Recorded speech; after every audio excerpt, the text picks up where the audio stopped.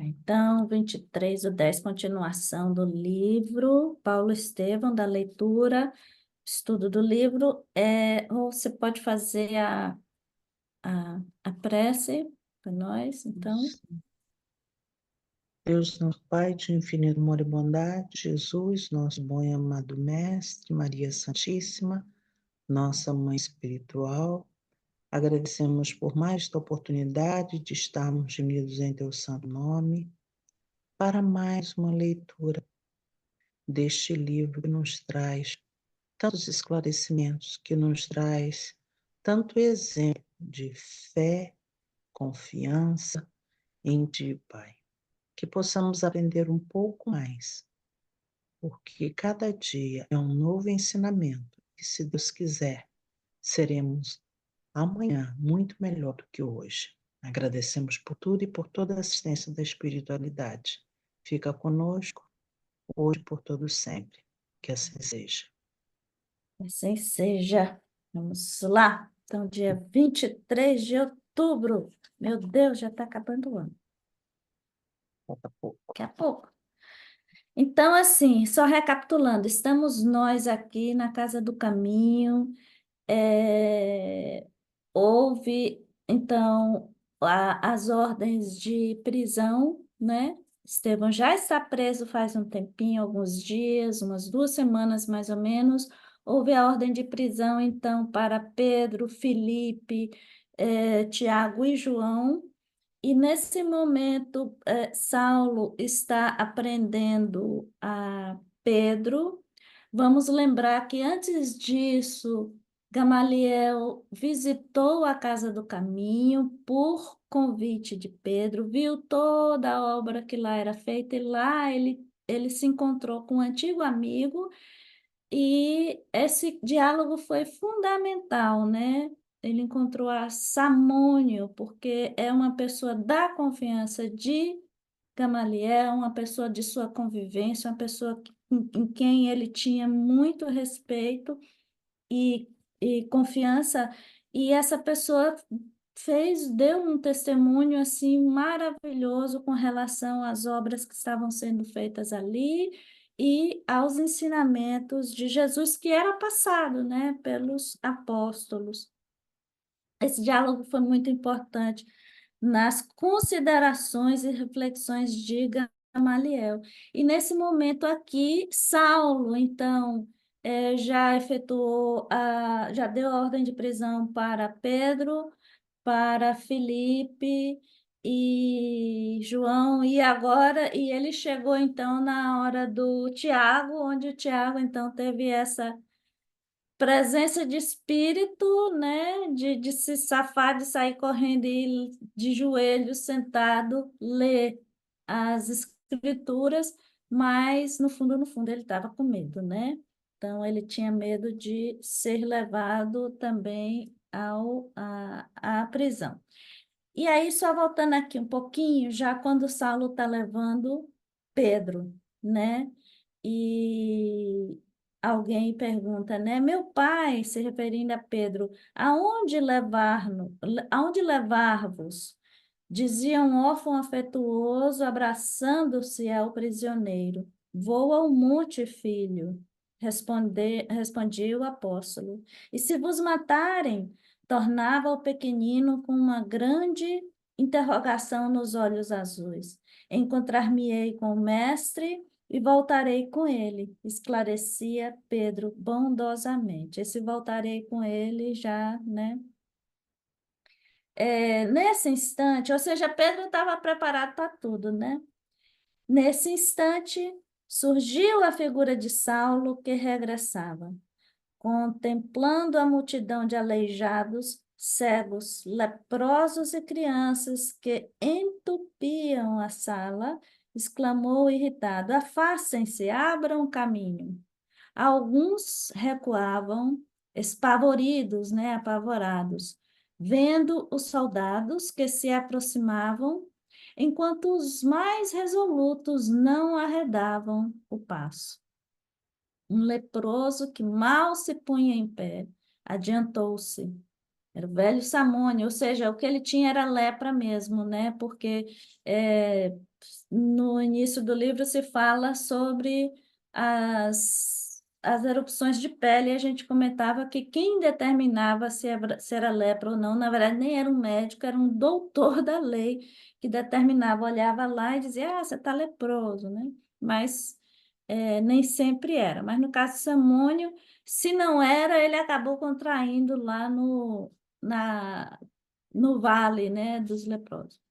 O velho Samônio, recordando-se do tempo em que podia mandar e ser obedecido, aproximou-se de Saulo com desassombro. Nós precisamos saber para onde vão esses prisioneiros, disse com gravidade. Para trás, exclamou o moço tarcense, esboçando um gesto de repugnância.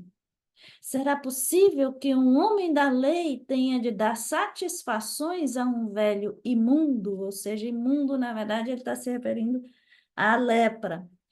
E ele exalta esse homem da lei como um título terreno, né? Como assim, nossa, um homem da lei é quase um deus.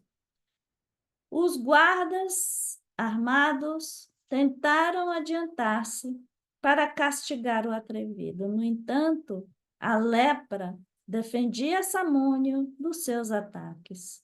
Prevalecendo-se da situação, o antigo proprietário de Cesareia revidou com firmeza: o homem da lei não precisa prestar contas senão a Deus, quando no exato cumprimento dos seus deveres. Todavia, nesta casa, falam os códigos de humanidade. Isso ele falou muito bem, né? Para vós, eu sou um imundo, mas para Simão Pedro, sou um irmão. Prendeis os bons e libertais os maus? Prendeis os bons e libertais os maus. Onde é a vossa justiça? Credes somente no Deus dos exércitos? Ele sabia muito bem do que ele estava falando, né, Samônio? Porque era exatamente essa a crença dele antes da lepra. É indispensável saberdes que se o eterno é fator supremo da ordem, o Evangelho nos ensina a buscar em sua providência o carinho de um pai. Não é a dor que retifica a coisa, né? Ouvindo aquela voz digna que fluía da miséria e do sofrimento como um apelo de desesperação, Saulo quedara-se admirado. Eu acho interessante quando Emmanuel está sempre pontuando o estado psíquico de Paulo, né? De Saulo de Tarso, nesse momento. Ele está sempre pontuando porque é importante a gente perceber assim essas nuances, porque ele vai explicando a personalidade de Saulo. Então, está mostrando o seguinte, que na verdade ele não é indiferente ao que ele está vendo, ele reconhece, né, o trabalho, ele reconhece a autoridade das palavras do Samúnio, mas ele sempre cede ao orgulho ferido, né? É interessante isso. Então, Saulo quedara-se admirado. O mendigo, no entanto, depois de longa pausa, prosseguia resoluto. Onde estão vossas casas de arrimo, ou seja, casa de amparo, porque não era uma prática dos hebreus, dos judeus, a caridade, né? Onde estão vossas casas de amparo aos oprimidos da sorte? Quando vos lembrastes de um asilo para os mais infelizes, enganai-vos, se supondes inércia em nossa atitude. Falou muito bem novamente. Os fariseus levaram Jesus ao Calvário da crucificação, privando os necessitados de sua presença inefável, por haver praticado o bem. Estevão foi metido no cárcere. Agora, O sinédrio requisita os apóstolos do caminho, retribuindo-lhes a bondade com a escuridão do calabouço. Mas estáis equivocados. Nós, os miseráveis de Jerusalém, haveremos de lutar convosco. Aí aqui ele começou a enfiar o pé pelas mãos, né? Pisou na casca da banana, não precisava dessa revolta, ele estava indo tão bem. Que ele começa aqui, nós, os miseráveis de Jerusalém, haveremos de lutar convosco. De Simão Pedro, nós disputaremos a própria sombra. Se vos negardes a atender nossas súplicas, importa lembrardes que somos leprosos. Então ele começou a ameaçar. E aí ele já, né, perdeu a. Envenenaremos vossos poços. Pagareis a perversidade com a saúde e com a vida.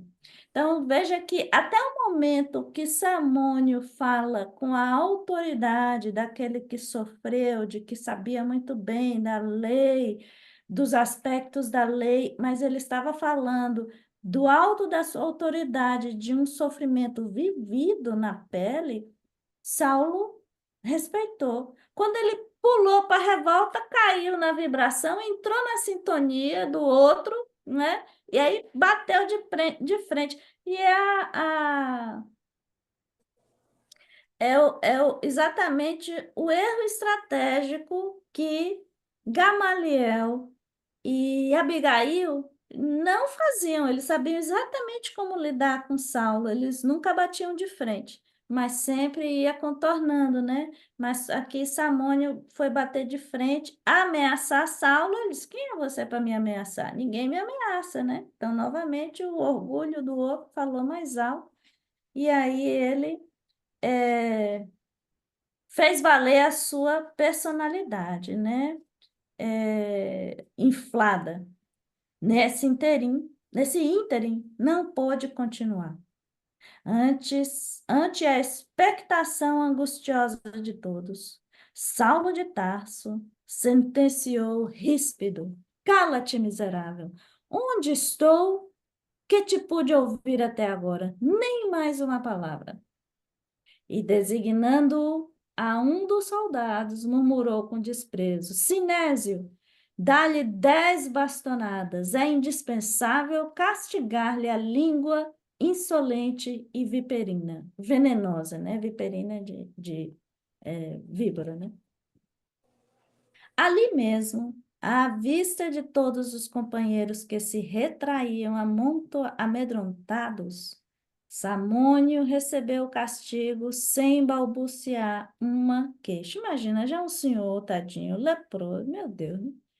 Pedro e João tinham os olhos úmidos. Os demais doentes encolhiam-se estarrecidos. Terminada a tarefa, um grande silêncio dominava os corações ansiosos e doloridos.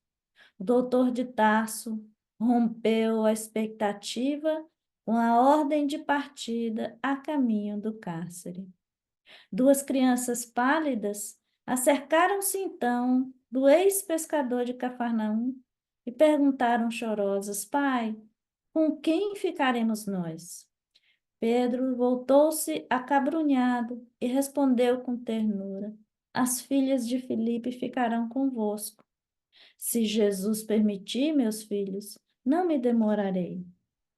O próprio Saulo, intimamente, novamente, Emmanuel pontuando o estado psíquico de Saulo.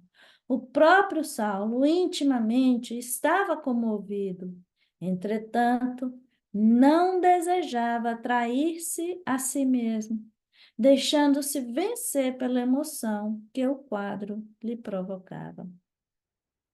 Pedro compreendeu que as lágrimas silenciosas de todos os tutelados humildes do caminho traduziam desvelado amor naquele momento de angustiantes despedidas. É angustiante para eles porque imagina que não muitos anos antes, né? 2, 3 anos antes, eles estavam passando por uma situação similar quando levaram Jesus, né? Então, era um filme que se repetia na cabeça de todo mundo. Em seguida a esse feito, o homem tarcense desdobrou as energias na primeira perseguição experimentada pelas expressões individuais e coletivas do cristianismo nascente. Mais do que se poderia supor, Jerusalém regurgitava de criaturas que se interessavam pelas ideias do Messias Nazareno. Saulo prevaleceu-se dessa circunstância para fazer sentir, mais uma vez, o perigo ideológico que o Evangelho representava. Numerosas prisões foram efetuadas. Nessa cidade, iniciara-se um êxodo de grandes proporções. Você sabe que isso aqui então, assim, aí você pode imaginar que era uma época, na verdade, isso aqui era a época primavera-verão. Então, pela temperatura, pela época e tudo mais, então é você de imaginar que as ruas sempre cheias, as cidades sempre cheias, né? Época de onde você vendia, então, nos mercados, o que a colheita havia permitido, e épocas festivas e tudo mais. Ah, e como diz aqui, né, que a cidade regurgitava de pessoas, mas nessa altura o cristianismo ainda, embora não tivesse esse nome, mas por conta dos trabalhos dos apóstolos, né, das pregações, estava percorrendo pelas ruas, né, muitos simpatizantes, não só da classe mais pobre, dos menos privilegiados, como também daqueles mais instruídos. Haja vista que a Casa do Caminho era mantida por simpatizantes como a Joana, né, de Cusa e tantos outros. E quando ele fala aqui, numerosas prisões foram efetuadas, na cidade iniciara-se um êxodo de grandes proporções, isso aqui lembra também um outro fato mais recente.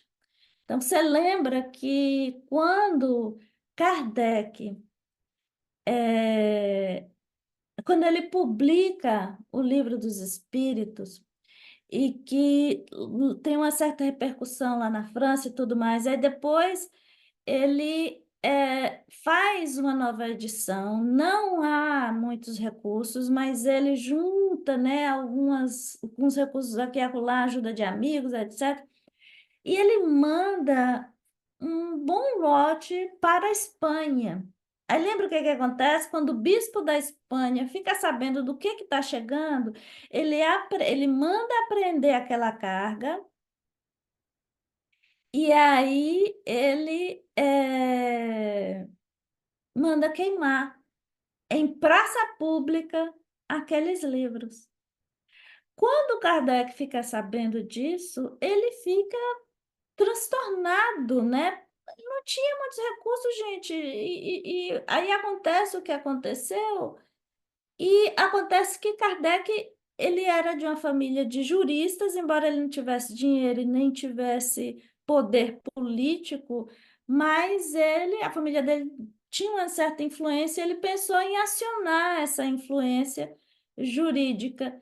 E aí ele recebe, aí eu já não lembro mais de quem foi o aviso, mas foi um aviso de ordem espiritual, uma mensagem que chegou para Kardec dizendo assim: não faça nada.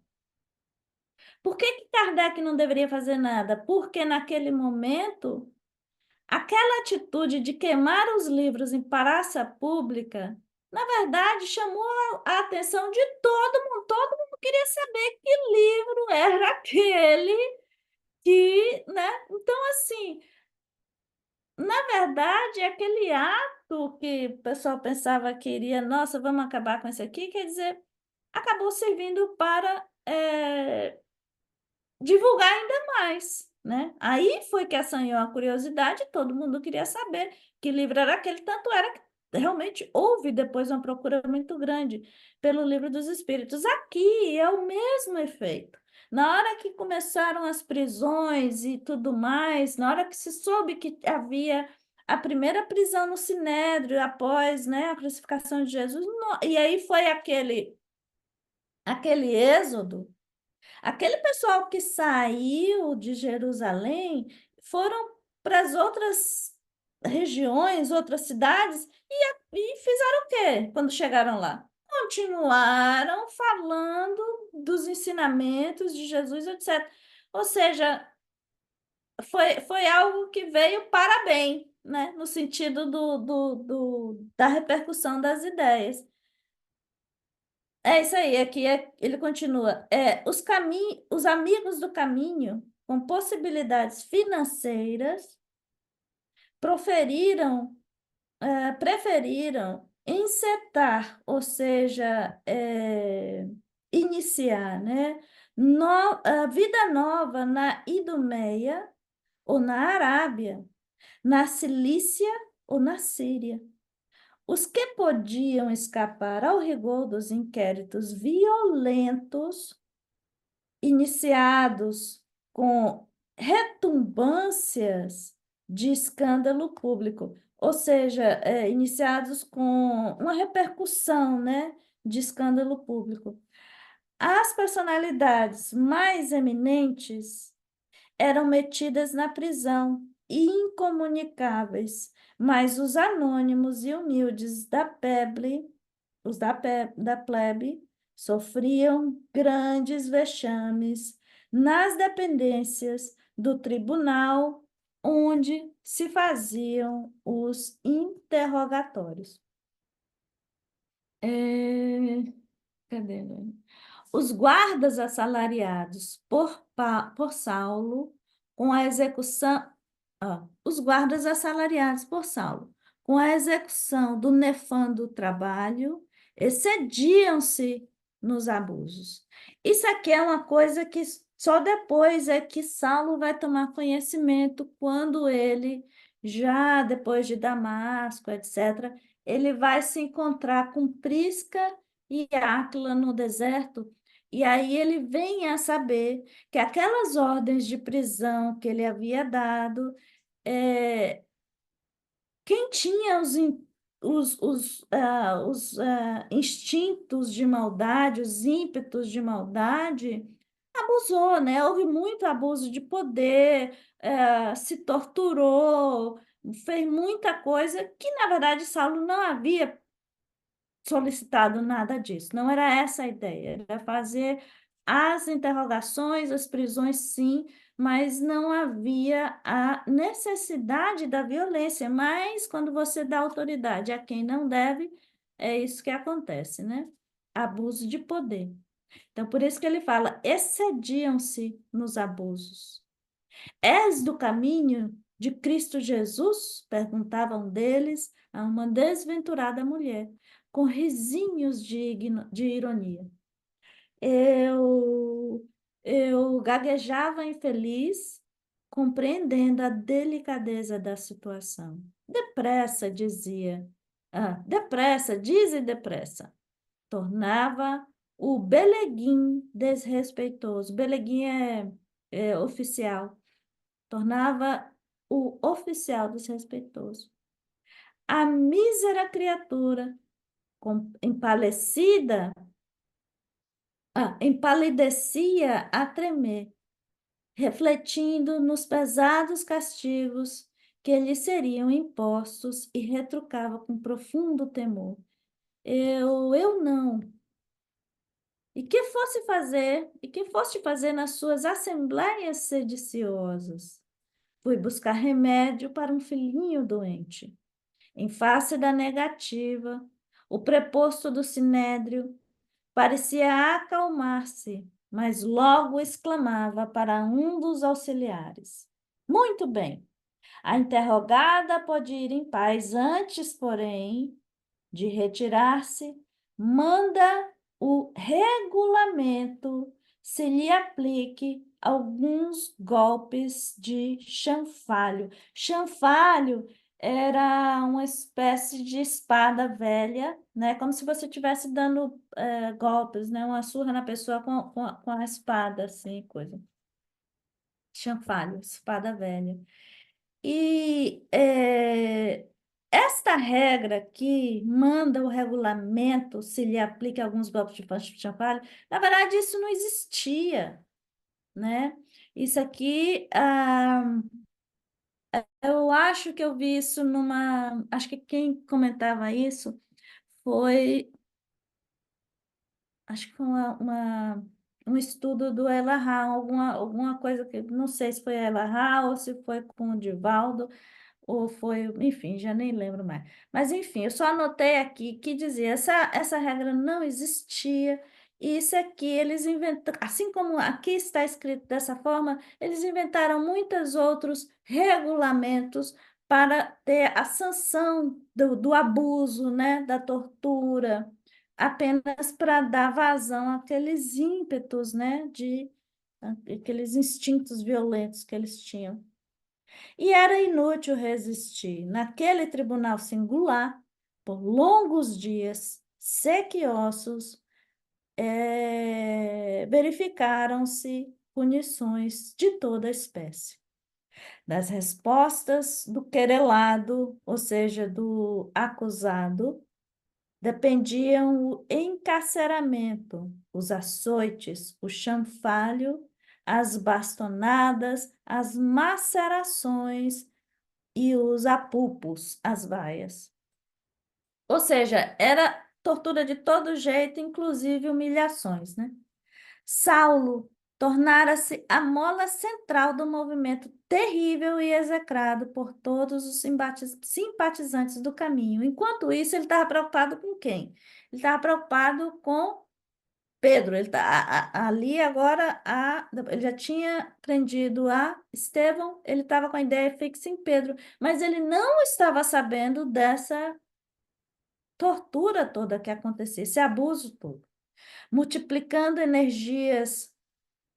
Peraí. Saulo tornara-se a mola central do movimento terrível execrado por todos os simpatizantes do caminho, multiplicando energias, visitava diariamente os núcleos do serviço a que costumava chamar expurgo de Jerusalém, desenvolvendo atividade pasmosa dentro da qual mantinha a vigilância constante das autoridades administrativas, encorajava os auxiliares e prepostos, instigava outros perseguidores dos princípios de Jesus, sem deixar arrefecer-se, ou seja, esfriar, zelo religioso do sinédrio.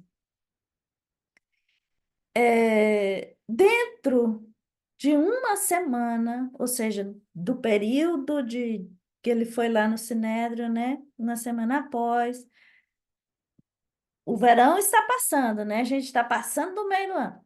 Dentro de uma semana, após as prisões efetuadas na Igreja Modesta, realizava-se a memorável sessão em que Pedro, João e Filipe deveriam ser julgados, né?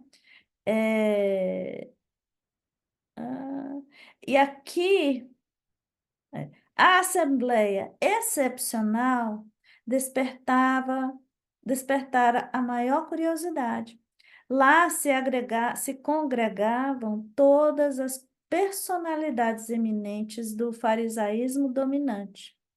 Gamaliel compareceu, dando mostras de profundo abatimento. Veja que interessante. Por que esse profundo abatimento? Passou-se uma semana. Na verdade, havia mais de uma semana que Gamaliel havia visitado o caminho, que ele viu aquele trabalho, que ele se comoveu com o que aconteceu ele teve com Samônia, ele teve tempo suficiente para pensar bastante. Ele leu, porque lembra que Pedro deu o evangelho, né, de Mateus para Gamaliel, ou seja, e esse evangelho falava do quê? Da personalidade de alguns fatos da personalidade de Jesus. Então, por isso aqui Gamaliel deve estar assim, cheio de, meu Deus, onde é que, né, esse tempo todo eu me achando o doutor da lei e onde é que eu estava com a cabeça, né? E nota uma outra curiosidade. O tempo está passando, as prisões, as interrogações estão passando. Emmanuel está descrevendo tudo isso, mas o que é que ele não fala nesse momento? Ele não fala como está Estevão na prisão. Ele não conta. É um outro fato interessante, assim, como é que eu posso dizer? Da forma de Emmanuel escrever um livro, porque ele conta as coisas até mesmo, ou ele passa uma mensagem até mesmo dentro daquilo que ele não está mencionando. Aí faz você pensar assim, gente, mas espera aí, e o personagem, né, principal, como é que estava? Ele está o tempo inteiro falando do estado psíquico de Saulo. Ele fala do estado psíquico de Gamaliel, dos seguidores do caminho. Mas e Estevão, né? O que está passando na cabeça de Estevão? Tudo bem, a gente sabe que Estevão está lá. A gente sabe que ele já comentou, é uma honra para ele esse sacrifício, morrer pelo Cristo, mas o que se passa com ele na prisão? E depois ele vai dar indícios de que nesses dias que se passam, Estevão não ficou lá só sentadinho no cárcere. Esse pessoal que estava sendo arguído aqui, que recebia bastonada, chanfalho, também Estevão estava passando lá o seu perrengue dentro da prisão. Então, ali também Estevão sofreu, né? Foi vítima dessas torturas, né? Dessas violências. E aqui, no caso, quando ele fala de Gamaliel, na verdade, ele, além dele estar questionando uma série de coisas dentro daquilo que ele acreditou por toda a vida, ele guarda ali também uma certa. Ele está vendo todas as perseguições e tudo mais. Ele está aqui demonstrando, na verdade, uma grande tristeza, uma grande frustração, desapontamento com seu pupilo, né? Eh, com o Saulo de Tarso, sendo que ele já está esclarecido pelo Evangelho de Mateus, né? Que Pedro deu para ele. Onde é que eu estava aqui? A Assembleia Excepcional despertara a maior curiosidade. Lá se congregavam todas as personalidades eminentes do farisaísmo dominante. Gamaliel compareceu dando mostras de profundo abatimento. De modo geral, comentava-se a atitude dos mendigos que, não obtendo permissão de ingresso, aglomeravam-se em longas filas na grande praça e protestavam em atroante vozerio. Atroante é alguma coisa que faz um grande estrondo, né? Aquela coisa meio de trovão mesmo. Debalde, ou seja, em vão, aplicavam-lhes bastonadas à torto e à direita, porque a turba de miseráveis assumira proporções nunca vistas.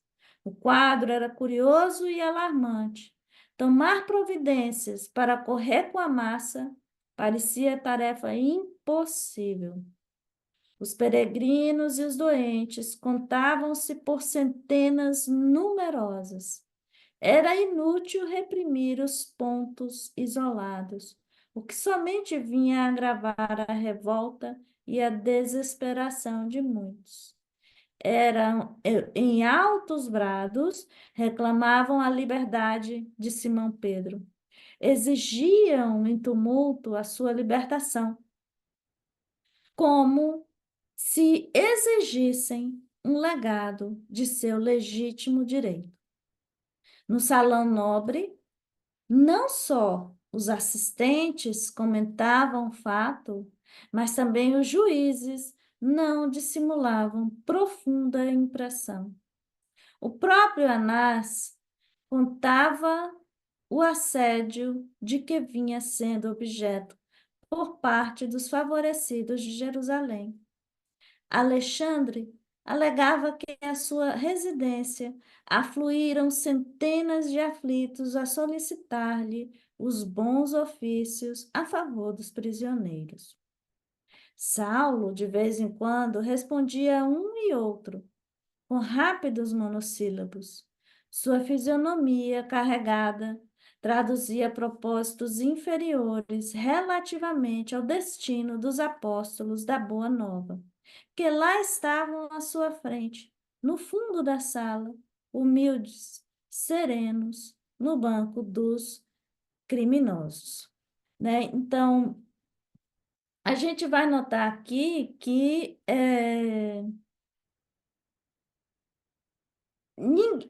o Saulo, até esse momento, ele não tem, ou pelo menos como Emmanuel fala aqui, ele não tem visitado Abigail, né? E se tenha visitado Abigail, ele não tem comentado o que ele tem feito, porque não só ele está completamente focado nessa questão toda do processo, como também ele sabe que conversar com Abigail é trazê-lo à razão, é demovê-lo desse estado psíquico de quase que obsessivo, né, para colocar mais os pés no chão e, né, agir com um pouquinho mais de menos ímpeto e mais compaixão, né? E aí, seguindo, viu-se então que Gamaliel se detinha. Peraí, eu estou certo aqui. Saulo, de vez em quando, respondia um e outro com rápidos monossílabos. Sua fisionomia carregada traduzia propósitos inferiores relativamente ao destino dos apóstolos da Boa Nova, que lá estavam à sua frente no fundo da sala, humildes, serenos, no banco de criminosos comuns. Fisionomia carregada. Feliz ele não estava, de modo algum, né? Ele não estava nem um pouquinho feliz com o que se passava. Viu-se então que Gamaliel se detinha com o sumo sacerdote em conversão íntima, que durou alguns minutos e despertava grande curiosidade entre os colegas. Em seguida, o venerando doutor da lei chamou o ex-discípulo para um entendimento particular antes de iniciarem os trabalhos. Os colegas perceberam que o rabino, tolerante e generoso, ia advogar a causa dos continuadores do Nazareno. É interessante a gente observar esse movimento do Gamaliel, né? Como Emmanuel fala aqui, o venerando doutor da lei chamou o ex-discípulo, porque ele já não considerava mais Saulo como um discípulo, mas sim de igual para igual, para um entendimento particular. Ele sabia muito bem com quem ele estava lidando, ele sabia, ele conhecia perfeitamente a personalidade de Saulo de Tarso, e por esse motivo, se ele quisesse conseguir alguma resposta positiva de Saulo, ele jamais poderia ter enfrentado, poderia querer enfrentar Saulo em público. Então tinha que ser, chamou Saulo ali no cantinho, né, no pé do ouvido, com muita sabedoria, com muita paciência, com muito tato, né? Gamaliel, ele tinha isso na personalidade dele de ser um cara muito de bom senso, né? E com muito tato. E aí, obviamente, ele sabia que não deveria confrontar o Saulo de Tarso, né? Então, ele vai e fala, né? Qual a sentença a ser proposta para os prisioneiros? Então, ele já não chega dizendo assim, olha, você está exagerando. Ele não diz, ele apenas vai conduzindo, né, o Saulo de maneira muito sutil e muito sábia. Qual a sentença a ser proposta para os prisioneiros? Interrogou o velhinho com bondoso interesse, logo que se viram distanciados dos grupos rumorosos. Sendo eles galileus, disse Saulo, enfático da sua autoridade, não lhe será conferido o direito da palavra no recinto, de maneira que já deliberei a punição que lhes cabe. Vou propor a morte dos três, com a de Estevão pelo apedrejamento. Vamos lembrar que Estevão teve a oportunidade de falar no Sinédrio, porque Estevão pertencia à tribo de Zacá. Os demais não eram galileus, não pertenciam a uma das 12 tribos de Israel, então não tinham o direito de falar no Sinédrio. Que dizes? Exclamou Gamaliel surpreso. Não vejo outro recurso, disse o moço tarcense. Precisamos extirpar pela raiz os males que começam. Acredito que se encararmos o movimento com tolerância, teremos o prestígio do judaísmo abalado por nossas próprias mãos. Entretanto, Saulo, replicou o velho mestre com a profunda bondade, devo invocar o ascendente que tenho em tua formação espiritual para defender estes homens da pena de morte. Então, isso deve ter sido um abalo para Saulo, né? Por vários motivos. Saulo conhecia Gamaliel desde muito jovem, né?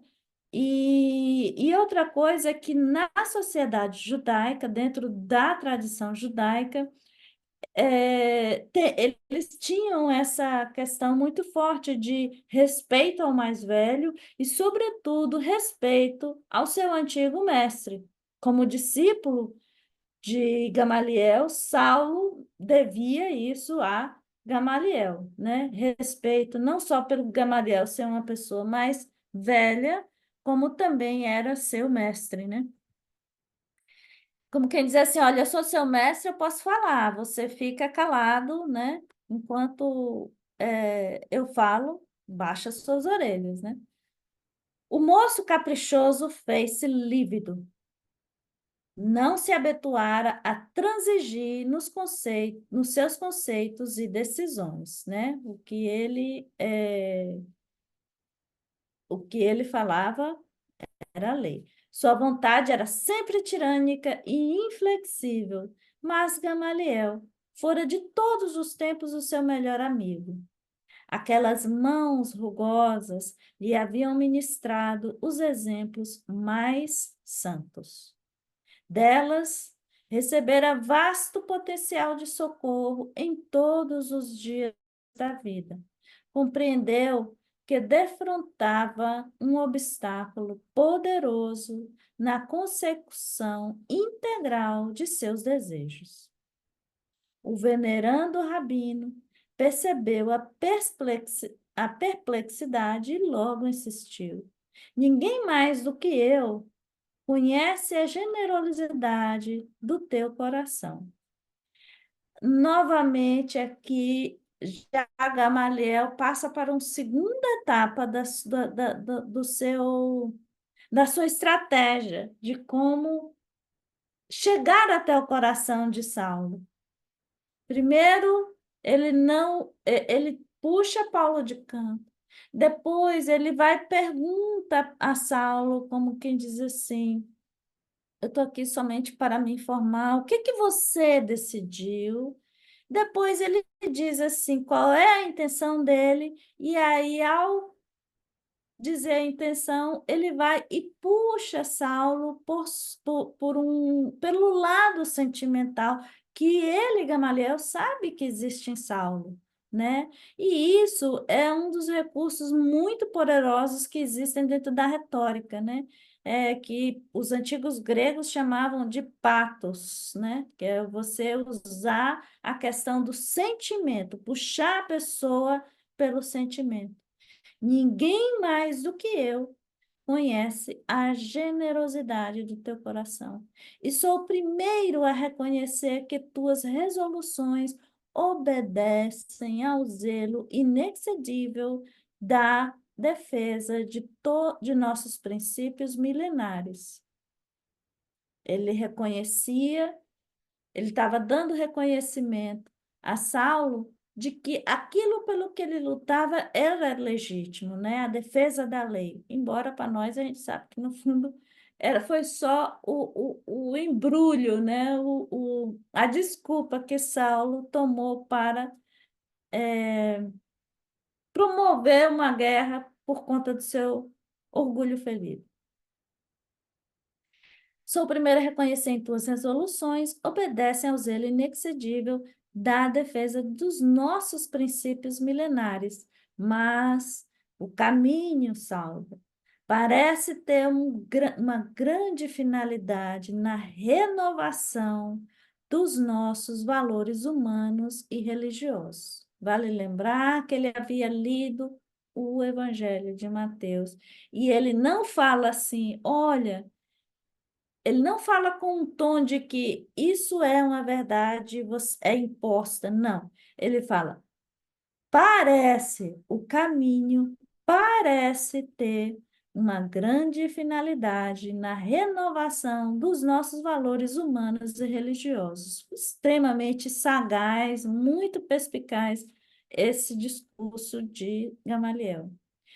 Quem entre nós havia se lembrado de amparar os infortunados com o provimento de um lar afetuoso e fraterno?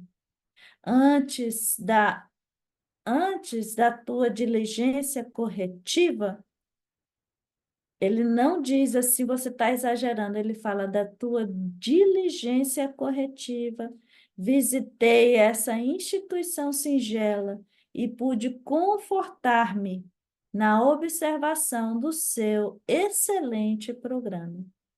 O jovem doutor estava pálido, ouvindo tais conceitos que, a seu ver, eram um positivo sinal de fraqueza. Na cabeça dele, Gamaliel tinha surtado, né?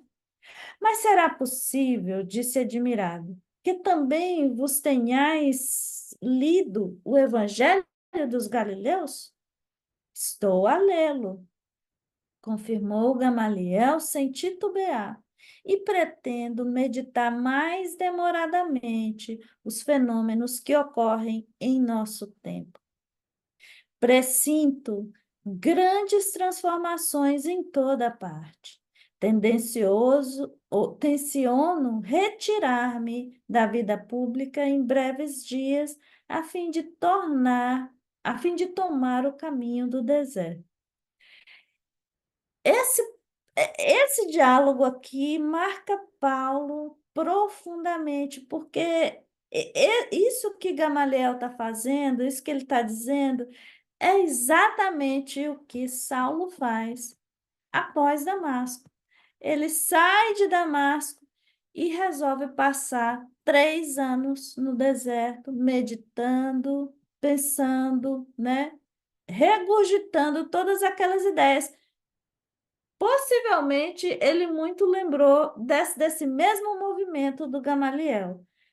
Tenciono retirar-me da vida pública em breves dias, ou seja, ele estava se desligando do sinédrio, porque ele já não via mais, né, nexo continuar no sinédrio, a fim de tomar o caminho do deserto. É claro, porém, que essas minhas palavras devem ser guardadas por ti em penhor de mútua confiança. Sumamente impressionado, o moço de Tarso não sabia o que responder. Porque nesse momento Gamaliel abre mão da sua própria posição no Sinédrio para defender, né, a Pedro, Tiago, Filipe e Estevão. Sumamente impressionado, o moço de Tarso não sabia o que responder, presumia o mestre respeitável mentalmente prejudicado por excesso de locubrações, ou seja, excesso de meditações. O mestre, porém, como se lhe adivinhasse o pensamento, acrescentou: Não me suponhas mentalmente debilitado. A velhice no corpo não me apagou a capacidade de pensar e discernir por mim mesmo. Compreendo o escândalo que se levantaria em Jerusalém se um rabino do Sinédrio modificasse publicamente as convicções mais íntimas. Então, até nisso, ele é ponderado. Gamaliel não queria expor a ninguém. Se ele estava tomando aquela posição, aquela resolução, ele deveria guardar para si mesmo, né? E ir ao deserto para refletir, mas ele não queria causar nenhum escândalo, nenhuma chamar a atenção, né? Expor nada nem ninguém. Compreendo o escândalo que se levantaria em Jerusalém se um rabino do Sinédrio modificasse publicamente as convicções mais íntimas, mas é preciso convir que estou falando a um filho espiritual. Foi muito bonito que ele fala aqui, né? Estou falando a um filho espiritual, expondo sinceramente o meu ponto de vista, faça-o tão só para faço tão só para defender homens generosos e justos de uma sentença iníqua, ou seja, injusta e indevida. Vossa revelação, exclamou Saulo de roldão, né, de sobressalto, decepciona-me profundamente. Conheces-me de menino e sabes que o homem sincero não se poderá preocupar com os que o elogiem ou o lamentem no cumprimento de um sagrado dever. Gamaliel fala isso e ele sabe que estas são palavras que Saulo conhece muito bem. Ele segue exatamente isso. Ele não está preocupado com o que vão pensar sobre ele, tanto quanto ele tem a certeza que ele está seguindo, está cumprindo o sagrado dever, né, de defensor da lei e imprimindo carinhoso acento à voz, acentuava solícito: Não me faças ir contigo nesta assembleia aos debates públicos escandalosos e atentatórios da afeição amorosa, que toda a verdade deve trazer consigo. Libertarás esses homens em atenção ao nosso passado de mútuo entendimento. É só o que te peço. Deixa-os em paz, por amor aos nossos laços afetivos. Daqui a alguns dias não se precisarás conceder mais coisa alguma ao velho mestre. Serás meu substituto neste cenáculo, porquanto tenciono abandonar a cidade em breves dias. E aqui era como se Gamaliel estivesse dizendo assim: olha, esse aqui é o meu último pedido. Eu não estarei mais aqui, eu não estarei mais no Sinédrio. Você vai tomar, né? Você vai ocupar o meu lugar. Então, atenda meu último pedido como um pai espiritual, né? Assim ele se referia a Saulo como um filho espiritual. E como Saulo hesitasse, continuou: Não precisarás refletir muito tempo. O sumo sacerdote está ciente de que eu pediria tua clemência para os prisioneiros. Mas e a minha autoridade? Interrogou o rapaz com orgulho. Como conciliar a indulgência com a necessidade de reprimir o mal? E aí Gamaliel fala uma frase que é singular, realmente é de muita sabedoria. Toda autoridade é de Deus, como quem diz assim, a gente não tem autoridade nenhuma, somos seres humanos somente, né? Não são os títulos terrenos que nos concedem alguma autoridade, né? É, toda autoridade é de Deus. Nós somos simples instrumentos, né? Nós somos simples instrumentos, meu filho. Ninguém se diminuirá por ser bom e tolerante. Quanto à providência mais digna, cabível no caso é conceder liberdade a todos eles. Todos? Perguntou Saulo num gesto de grande admiração. Como confirmou o venerável doutor da lei. Pedro é um homem generoso. Filipe é um pai de família extremamente dedicado ao cumprimento de seus deveres.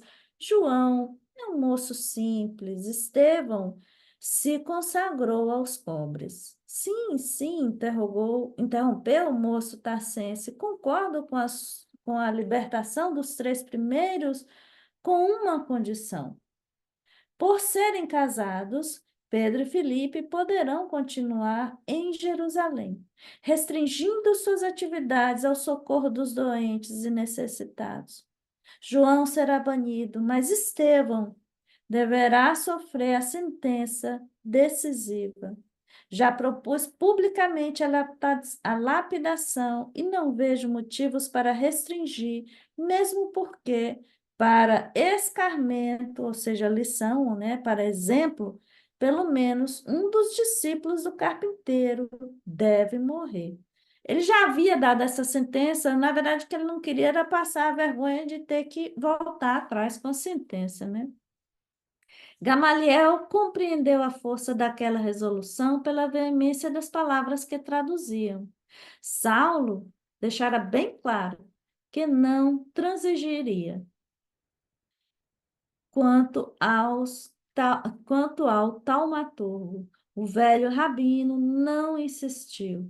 Para evitar um escândalo, entendeu que Estevão pagaria com o sacrifício. Aliás, considerando o temperamento voluntarioso do ex-discípulo, a quem a cidade havia conferido atribuições tão vastas, já não era pouco obter clemência para os três homens justos, consagrados ao bem comum.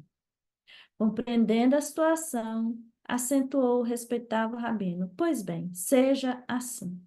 E com um sorriso de bondade, deixou o moço algo preocupado e perplexo. Daí a instantes, com a surpresa geral da Assembleia, Saulo de Tarso, da tribuna, propunha a libertação de Pedro e Filipe, o banimento de João e reiterava o pedido de apedrejamento para Estevão, por considerá-lo o mais perigoso dos elementos do caminho.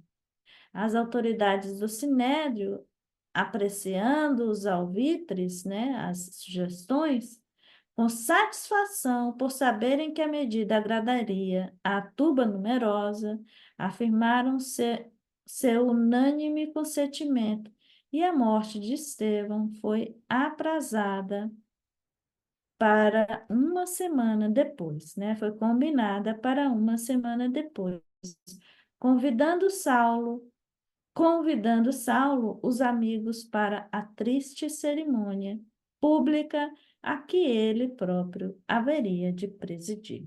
Então, aqui é o fim do capítulo 6. A gente vai continuar na outra semana, no capítulo 8, com a morte de Estevão. E é, e antes de fazer isso, eu vou ler, eu peguei e copiei aqui o Atos dos Apóstolos na parte da Bíblia, porque se refere exatamente à parte.